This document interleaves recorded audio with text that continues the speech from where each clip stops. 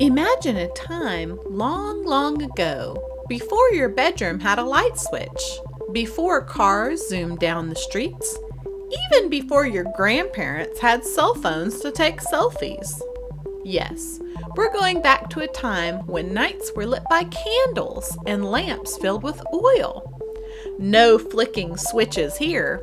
If you wanted light, you had to make it the old-fashioned way. Burn the midnight oil sounds like something out of a wizard's spell book, doesn't it?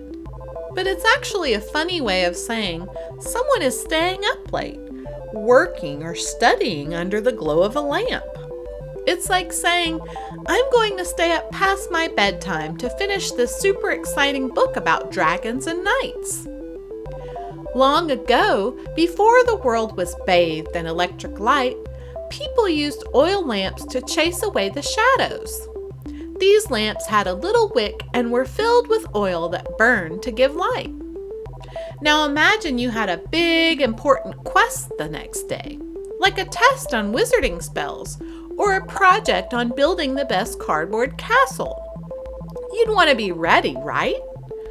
So you'd pour oil into your lamp and keep it burning even as the clock ticked past your bedtime, working by the flickering light to make sure you knew every spell or had the strongest castle walls. You were literally burning oil into the night, or as we say now, burning the midnight oil. Midnight is like the magical hour when today turns into tomorrow, a time when most people are fast asleep, dreaming of candy mountains and flying on brooms. And oil, well, it was the fuel that kept the lamps glowing, allowing people to see what they were doing.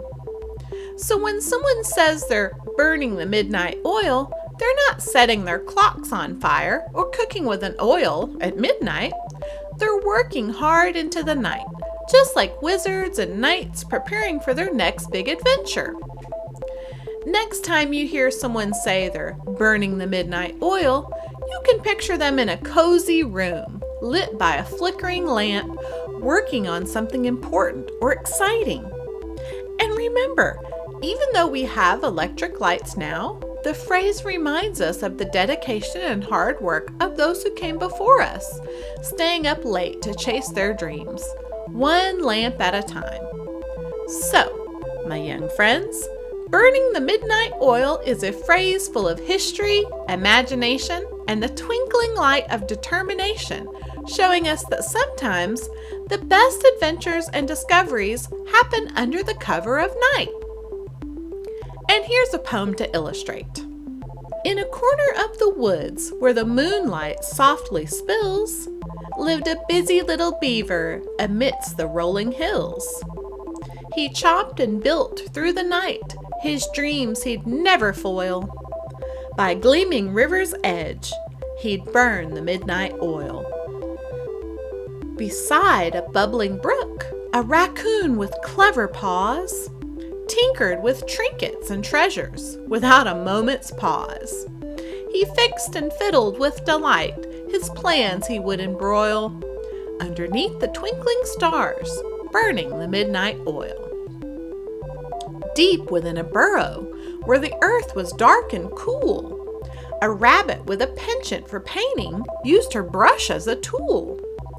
With strokes of color, bold and bright, her art would never soil. She painted scenes of moonlit nights, burning the midnight oil.